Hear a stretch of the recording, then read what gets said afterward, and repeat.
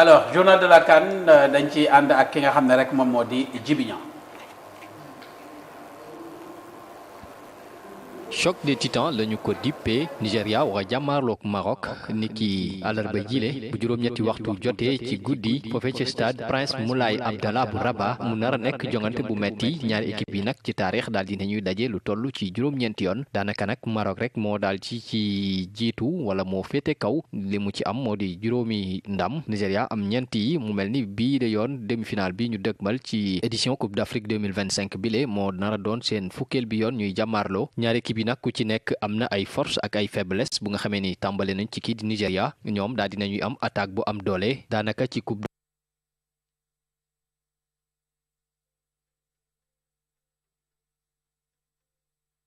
d'Afrique bi nag bu mu tàmbalee ba ci quart de finale yi daal dinañuy dugal ci lu toll ci fukk ak ñeenti but ñi nga xam ne ñoo fa fare ñoo di Victor Osimhen Ademola Lookman ak kii di Akor Adams ñoom nag dañoo daal di am taxawaay bu am solo lool am nañu itam milieu de terrain bu dëgër donte am na léeg-léeg ay failles yoo xam ne daañu ko nemmeeku ci seen équipe bi bokk na ci seen défense bi taxut mu dëgër lool léeg-léeg ñu jël ay but yoo xam ni mënoon na ñàkk daanaka juróomi match yi nga xam ne daje nañ ko jongante nañ ko ci Coupe d'Afrique bi daal dinañ ciy jël ci lu toll ci ñeenti but am na itam ay coow yu sew sewaat yoo xam ne dina faral di am ci seen biir ndax ñaari star yi nga xam ne ñoo ci nekk ki di Victor Osimhen ak Ademola Lookman ñoom ñaar ñëpp nga xam ne ñoo nekkoon ay ballon d'or léeg-léeg ñu am ay werante yu am ci seen diggante loolu nag mën na am ay njeexital ci seen équipe beneen njeexital bi nga xam ni itam mën nañu ko am daanaka mu andi ay jafe-jafe bokk na ci jël lu ci bëri daal di koy teg ci nga xam ne moo di ndoddu attaquant bi la di Osimhen wala Lookman loolu itam mën na am ay njeexital ci équipe bi le Maroc nag daal di am taxawaay bu am solo ñoom ñi nga xam ni daanaka dugal nañu ci lu toll ci juróom-ñeenti but benn match nul rek la ñu am nañu défense bu am solo waaye itam taxawaay ki nga xamante ni moo di Brahim Diaz daal dinay fës lool ci équipe bi attaquant bi le juróomi match yi ñu am yépp daal dina ci am juróomi bit fi mu toll nii sax moo doon ki nga xam ne moo ëpp ay bit yu mu dugal ci bile kaan Maroc nag daal dina am taxawaay jëm ci wàllu tactique bu am solo waaye itam technique beneen force bi nga xam ne ni am nañu ko te mu doon lu am solo ci bile compétition mooy seen dëkk lay amee dinañu am njàppandalu ñi nga xam ne moo di supporters yi daanaka askan bi yépp ñooy nekk ci seen ginnaaw waaye terewul nag am na ay faiblesse yoo xam ne mën nañu ko jàpp ci bile équipe bu Maroc daanaka lu ci ëpp dañuy am ay difficulté daal di jàmmaarloog ñi nga xam ne dañuy def ay bloc bas waaye itam dépendre ci nga xamante ni moo di Brahim Diaz loolu itam mën na leen andil ay jafe-jafe am na itam loo xam ni dana mën a des ci seen bopp moo di ñoom ñi nga xam ne ñoo dalloo bile compétition faaw rek ñu daal di am taxawaay bu am solo loolu mën na am ay njeexital ci taxawaay bi nga xam ni moom la ñuy am maanaam pression mu mel ni kon ñaari équipe yu mag lañu bu fekkee sax doonuñu yi nga xam ni ñoo gën a mag ci dëndu Afrique ñoom ñag ñoo nar a daal di jàmmaarloo ni ki àllarba ji nga xam ni moom la ñu demal ci Coupe d'Afrique des Nations wàllum demi-finale yi foofee ci stade Prince Moulay Abdallah bu Rabat niki bu juróom-ñetti waxtu jotee ci guddi ñu xaarandi ngir xam kan moo nar a jël raw gàddu gi.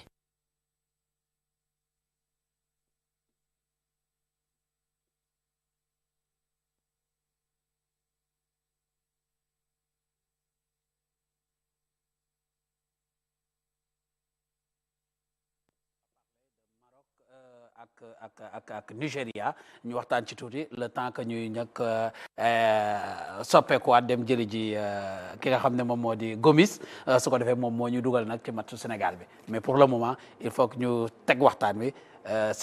Maroc Nigéria ay dara. d'accord Tra ma commencé ko xam naa lépp looy def léegi damaa jàng leçon bi sa dëkkandoo nga war a jiite. waaw may jiital sama dëkkandoo.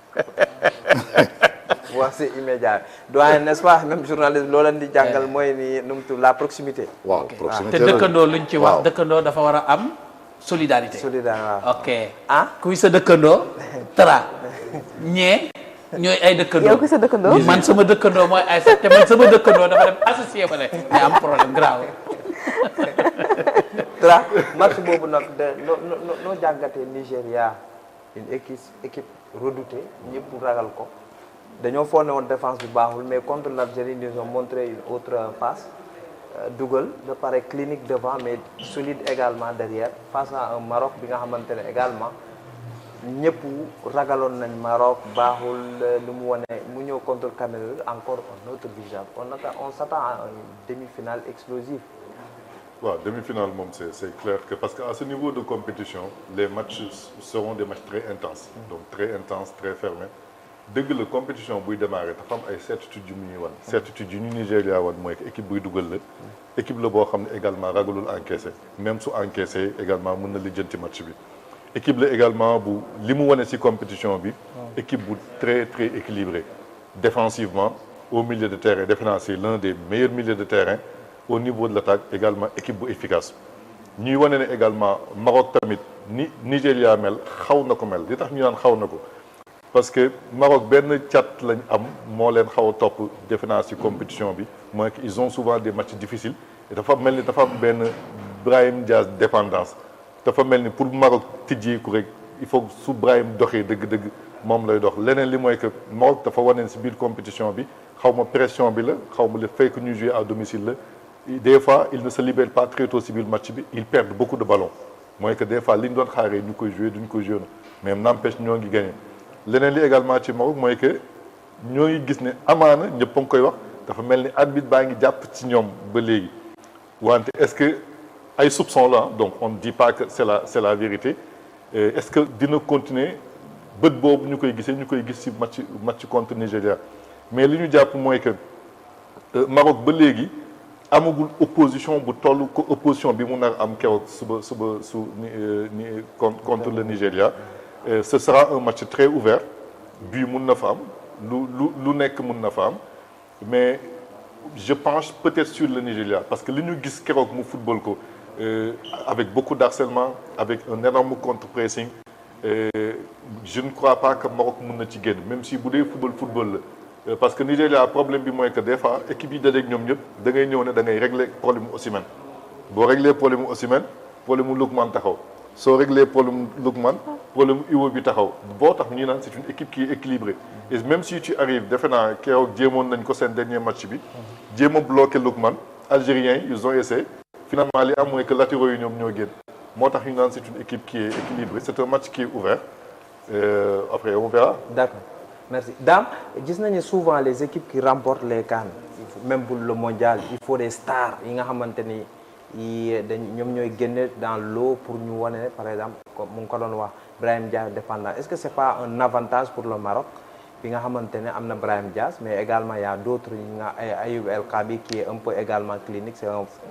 buteur fin buteur il y a également avec la star ki nga xamante ne Hakimi mais de l'autre côté également il y a des stars ñaari équipe yooyu boo mënee jàngat seen individualité joueurs yi kan ngay jox avantage quelle équipe a plus d'avantage pour suba. Bon Brahim Diaz soo seetaan Coupe d'Afrique bi il est pas extraordinaire juste décisif si yenn match yi le dugal ay but mais boo dee xool Nigéria moo gën a complet parce que ba léegi Maroc amagul attaque boo xam ni c'est à la hauteur pour concurrencer ak défenseur parce que Maroc défense bu faible la à part Hakimi bi soog a ñëw te nekkagul Sirine bu topp bu mu war a nekk mais seen ak central bu faible lañ yor keroog rek d'abord seetaani Cameroun malmené na leen déjà waroon nañu am rouge mais bon après gis nañ lan moo ci xew tout mais boo xoolee attaque Nigéria bon nekk na benn attaque boo xam doo ko mën a sax décrire comme ni la coach waxee sànq doo ko mën a décrire parce que dafa bëri potentiel gauche droite ci digg bi bi seen milieu de terrain donc dafa xaw a compliqué ba pare dañu complet des joueurs rapides des joueurs qui gagnent les duels en l'air ci ay attaquants maanaam su doon milieu terrain bi sax ñoo costaud wala mais ci kaw attaque bi da nga koo xam ni il gagne les duels am ñoo xam ni dañu gaaw les autres baax ballon pied donc dafay bëri combinaison yoo xam loolu moo la Nigéria dugal but yu bëri. mais Maroc tamit Maroc lu mu wane l'attaque du Cameroun diisoon na mais Maroc dëkku na ko Maroc. est-ce que gisoon ne Maroc tamit du adapté par rapport à l'adversaire. attaque Cameroun attaque bu bees la bu ñuy defar nii. mais Nigéria tamit aussi. Nigéria c'est des joueurs d'expérience joueurs yu jël ballon d'or ngay waxal nii. waaw mais ñaar la. ak ñeneen ñi nag. ñoom ñi ay complément la rek. waaw moom laa lay expliquer léegi. mais Maroc. qui a déjà Brahim Diaz qui joue au Real Madrid. il n'est pas extraordinaire Brahim Diaz. moom mooy décanté situation. il est pas extraordinaire. il y a Hakimi qui évolue la combinaison. équipe bu bëri lool. ak équipe bu lay defal benn jour ban ngay jël. non dama lay citer le Maroc tamit du benn joueur il y a plusieurs joueurs yi nga xamante ni sont complémentaires. amul kenn ku si extra ku si sorti du lot si Coupe d'Afrique si attaque ku dul Brahim Diaz parce que il est décisif. waaw ay El Khabi c'est un très bon buteur qui connaît le football africain daal dafa def nii. nga jàpp mooy wax ak yow. mais maanaam dollar la quoi. mais day yënguwaay. mais c'est que li nga war a comprendre tamit Nigéria bu dul Coupe d'Afrique yi équipe bii lañ yoroon mais éliminatoire dañ leen doon malmené même à domicile. xam nga wax naa la fi ne la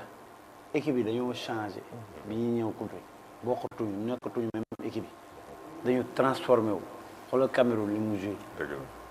xool Nigéria li muy joué nii RDC. xoolal RDC dañu transformé wu si diggante bi loolu mooy évolution kon jàpp na ne Nigéria moo ëpp avantage. foofu ci li ñu wane ci li ñu wane. xooluma li jàll waaw li ñu wane nii laa xool li ñu wane nii gëm nga ni Maroc du tenir lu yàgg. soo moytu sa Maroc am rouge am rouge d'accord. léegi Maroc am boobu nag loolu nag mooy kii bi mooy loolu mooy information. Maroc am rouge. déggoo ma soo moytu sa mu am rouge ah su si arbitre jàppul moo tax foofu laa waxee kon dégg nga ma. léegi daam pour yow Maroc dafa war a jouer entre attaque wala prudence. Maroc waaw dinaa la analyser tuuti waaye moom ñoom sama yoon newu si ñoom. mais bon Maroc bon man mun nga chercher gauche à droite peut-être arbitre bi jàpp si mais xam nga tey ji nga dugg si benn cage bu nga xam ne amul porte de sortie man noonu laa gisee matchu Maroc Nigéria ak Nigéria bi parce que tey ji di nga dee ak équipe boo xam ni bon mun nañ ne sax dina équilibré mais bu ñu waxtaanee wax dëgg seetaan ñaari match yi seetaan ñaari équipe xam nañ y a pas équilibre niveau bi kii na Maroc c'est la 11e nation au classement FIFA. 11e classement mondial 11e. boo ma andiloon Maroc coupe du monde boo ma andiloon Maroc coupe ma analyser daam par rapport ak kam bi lay wax. ah Maroc bi nekkoon coupe du boo ma monde. andiloon Maroc coupe du monde ma analyser bu doon période boobu ma analyser neneen mais par rapport ak li ma seetaan laay analyser li ma seetaan si coupe d'Afrique bi d'accord laay seetaan d'accord ñu boo dem changé wu ma jëliwu ma fenn li ma seetaan coupe d'Afrique bi rek maa ngi si biir coupe d'Afrique bi d'accord doyen le Maroc déjà a l'avantage de son public. Tes joueurs ils peuvent se transcender par rapport à l'adversaire gisoo ni Maroc comme genre esprit Sénégal équipe Sénégal la ñoom adversaire bu ñëw dañuy adapté wu te ils ont un fort potentiel mooy le public et le Nigeria nous a montré dans le passé que mentalement ils sont faciles à déstabiliser. Non, en fait, réellement non. En fait, c'est loolu gisuma ko d'abord public bi suba dafay nekk une forme de pression bu mën a nekk un aspect un peu négatif ci rencontre parce que li ñuy xaaree parce que xam nga boo demee ba nekk à un match de la finale la pression elle est très très très forte déjà même ci entrée bi c'était déjà fort rawatina nag un match de demi-finale contre un adversaire qui s'appelle le Nigeria mais quoi qu'il en soit match bu indécis lay doon parce que xam nga bu fekkee ne la meilleure attaque tu vois fait face à la meilleure défense c'est toujours intéressant Effectivement. parce que Nigeria c'est la meilleure attaque Mais ñu dugal kenn dugal avec 14 buts alors Maroc ñoo gën a néew les buts ñu jël avec un seul but encaissé. voilà donc ça veut dire que meilleure attaque bi mu ngi affronter la meilleure défense donc fatalement dafay Sur penalty là je pense contre le Mali. oui Égalisation c'est sur voilà, penalty. c'est ça alors donc fatalement dafay indi une opposition de style une attaque très forte une défense en tout cas de par les chiffres qui est très forte mais en fait match bi dafay je crois que match bu tactique lay doon ça va être très tactique parce que Nigeria moom dinañ dem c'est clair hein Nigeria dina ñëw yéeg ça j'en suis à peu près sûr mais Maroc dina xaar mais xaar bi nag moo nar a metti parce que ça va vite c'est puissant et c'est précis alors ñett yooyu lañ boole voilà ça va très vite et le c'est public puissant suñ dee xaar voilà c'est puissant ba pare c'est très précis alors le Nigeria en moins de 10 secondes ils sont dans ta surface de réparation ça va très vite donc je pense que suba le milieu marocain a vraiment liggéey bu mag la ñu yor suba parce que pour contenir Nigéria bi ça va être très très très difficile Nigéria oui bëgg nañ dem finale mais pression bi Maroc am pour dem finale mooy ëpp ñoom li ñu am ci pression Nigéria boo ko éliminé bon ils seront déçus sportivement mais Maroc boo ko éliminé tu vois déjà tu vois c'est un peu compliqué mais dans le jeu je pense que le Nigeria est mieux armé sincèrement il faut qu'on se dise la vérité le Nigeria est mieux armé maanaam li mu wonegum moom rek moo ko wonegum quoi la montée en puissance de l'équipe ba pare régulier di yéeg ndànk-ndànk match bu ñëw nga yaakaar ne xëy na bi yoon dañ teggi dañuy gën a yéeg et dañ koy def aussi avec la manière bu ñëw rek soobu c'est très très bien organisé un milieu de terrain mais impeccable heureusement pour le Maroc Ndindi joue pas demain heureusement donc mais Ayou bi est là-bas un certain Lookman est là-bas Calvin est là-bas ki dugal deuxième bi keroog comment il s'appelle encore ki dugal après Osimhen non après Osimhen là bon bref je me rappelle ça alors ñoom tamit là-bas c'est une équipe complète enthousiaste qui n'a plus rien à perdre ñoom déjà et puis ñoom dañu am revanche sur l'histoire Nigéria mu demul coupe du monde nga bugg ko xañ coupe d'Afrique mais day metti quoi mais nga yaakaar ne Reug Reug moom dina taxaw di xaar Nigéria ak Nigéria puissance bi ñu am maanaam moom dina def erreur bu mel noonu gars yi taxaw xaar mais boo parce que gars yi bu ñu taxawee xaar dana métti ci yow ñoom da nga dul am jotu defaru pour xaar leen c'est ça le problème xam nga Nigéria c'est l'équipe qui défend en attaquant man ci ñoom laa gis ils défendent en avançant sur toi alors loolu bu ñu ko defee yow vraiment ton premier problème da lay étouffer quoi. voilà il faut nga jéem a defaru d'abord mais ñii qu'est-ce qu'ils veulent lan lañ ma bëgg quoi man ma jéem a defaru seet ba xam nan laa ciy génne alors mais bu ñu def fexee ba tànc foofu c'est compliqué pour eux parce que seen contre pression bi de attaque bi di def sur les défenses adverses c'est extraordinaire maîtrise collective rek moo la ci mën a génn mais Maroc par exemple je voyais bien un joueur boo xamante ne bon il sera pas de la Ounahi bu fa nekkoon il tient bien le ballon et il peut faire jouer il y a Amrabat également qui est là-bas mais Amrabat c'est pas le Amrabat de la Coupe du Monde moom kay dafa wutee c'est pas le Amrabat de la Coupe du Monde souhaitons que mu yeewu suba loolu laa bëgg a wax voilà souhaitons que mu est-ce que du yeewu suba bon tamit tout compte fait Maroc aussi grande équipe d'accord il faut que mu contenir c'est un match indécis quoi. Tra, comment avec pression publique bu ñuy wax les Marocains doivent gérer cette pression du public ñu transformer ko en énergie positive pour ñu mun a parce que jouer les équipes à domicile c'est difficile en Afrique même dans le monde c'est difficile mais surtout en Afrique c'est difficile comment le Maroc doit faire pour énergie boobu pression boobu yaakaar ak engouement bu nekk foofu ñu transcender ko c'est pour que Nigériens yi ngir ñoom mu gën a mën a nekk avantage ci ñoom pour transcender comme ni ngay wax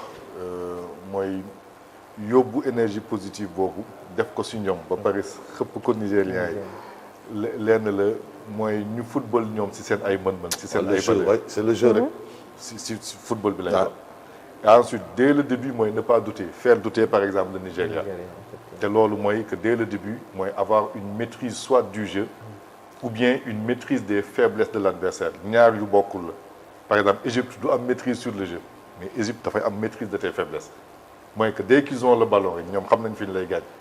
automatiquement lañ am ce qui fait que booy football ak ñoom même boo téyee bal bi yow da ngay ragal tu as toujours peur d'encaisser contre l'Égypte parce que xam nañ ils jouent en transition qui sont très rapides xam naa nañ ci ñëw ñu ci kanam donc loolu ngay teg ba pare mettre de la ferveur xam nga match yu mel noonu des fois da ngay gis la dernière fois Habib Diarra des fois wala joueur sénégalais da ngay gis ku def benn tac wala dem ci corner bi yëkkati public beeg yu mel c'est comme ça mooy très tôt faire coller le public mooy te loolu lenn la l'équipe ne doit pas douter s'il ne doute pas su perte balle amul ak affaire yu mel noonu da ngay gis public bi commencé collé wu mais bu ñu ñëwee taf perte balle commencé am ñu leen commencé gagner duel public bi également dafay réagir donc il faut que mu am des joueurs des leaders techniques sur le terrain qui vont accepter que match bi seen match lay doon moo tax may naan match yu mel noonu sont des matchs très mentaux ay Osimhen du daw genre match yu mel noonu mooy les grands leaders donc bu ko Maroc amee ce sera beaucoup plus facile mais s'ils se font manger dès le début et s'ils doutent dès le début et durant toute la durée du match affaire bi dafay yokk doon pression parce que dina am ñuy supporter dina am ñuy commencer toog dina am également ñu leen commencer yuuxoog di saaga ak yu mel noonu. souvent ça se passe comme ça. d'accord mu ngi noonu c'est deux styles différents daam ci seen schéma tactique yi bi ñu commencé jouer bi ñu commencé CAN bi ba léegi schéma tactique ñaari équipe yi noo ko gisee ku nekk entraîneurs yi ce sera également la confrontation entre les entraîneurs Eric Chell ak Walid Regragui. waaw mais à un moment si match yi mel nii schéma tactique dootul nekk lu nekk si lu am lu ñuy basé wu pour gagner match bi parce que match yi day toll fu nga xam ne c'est des décisions personnelles collectif et personnel mooy équipe bi ak joueur si boppam ñoom ñooy jël yenn décisions yi parce que match bi y a tellement de pression ba nga xam ni ay affaire de tactique bu match bi commencé da ngay gis c'est des duels personnels engagés et collectifs yi mooy gagner match bi mais du ay tactique wu telle équipe. mais entraîneurs yi tamit doivent jouer un rôle ci loolu. non dinañ teg tactique loolu laa wax dinañ teg tactique mais su match bi commencé ça va être des duels personnels et collectifs. su mbux loolee doon. maanaam mooy coach bi nee na nañ xaar bu bal bi demee fii ñu pressing. mais loolu dootul am dañ lay teel a jël si. ah c'est ça le problème. équipe bi ñooy jël seen décision teel a jël si. par exemple Maroc même bu ko coach bi ne xaaral du mën a xaar ndax public bi donc décision collective lay doon et personnel mooy équipe bi day décider dañuy jëli après xeex bi day doon personnel. est-ce que comprendre donc moo tax pression bi dafa bëri trop si boo dee xool si Maroc Nigéria moo gën a nekk à l'aise Nigéria su ñëwee moom leen rek lay réussir mooy début match am. début match am rek lay. bu ko réussir mën naa duteeloo Maroc. non bu koy réussir Maroc demaa ko. d'accord maa benn Mamadou ñu ngi doon wax Sénégal Nigéria wax Maroc Nigéria ñaari équipe yi booy jàngat ñaar ñii loo ci mën a wax. bon lu ñu ci mën a wax rek mooy match bu metti moom moo ñuy xaar entre deux grandes équipes donc équipe bu ëpp lu mu dugal donc moom mooy Nigéria mais équipe aussi bu gën a baax défensivement moom mooy le Maroc parce que Maroc benn but kese la encaissé moom mooy la meilleure équipe devant le Sénégal qui n'a encaissé que 2 buts donc match bu mag nañuy xaar ci diggante donc la meilleure équipe sur le plan donc offensif ak la meilleure équipe sur le plan défensif donc nag est-ce que le Nigeria va oser faire comme la fois passée maanaam imposer son style de jeu à l'équipe algérienne dès le début donc imposer ko proposer ko jeu bi jaay ko force parce que boo xoolee défense bi ñoom Calvin et tout ak ñoom Osayi ñoom ñoo maintenir équipe bi nga xamante ne moom mooy équipe algérienne bi nga xam ne mënuñu woon def dara alors il y avait aussi benn collectif boo xamante ne Nigéria wane na ko man je dirais que sax c'est ce collectif là qui a permis à l'équipe nigérienne donc mu dominer largement équipe bi nga xamante ne moom mooy Algérie léegi nag demain sous donc la présence des supporters donc marocains ci seen stade bi nga xamante ne daanaka ñoom mosuñu see perte gëj nañ see perte bokk est-ce que Algérie dina proposer jeu bu mu proposé woon contre le Maroc donc loolu la ñuy xool ba xam ndax dina am mais en tout cas lu ñu ci mën a wax rek daal mooy il faut qu'on ait des arbitres beaucoup plus prudents. d'accord acca kon merci beaucoup alors kon nag dañu dem directement rek ci Eco Maroc Cheikh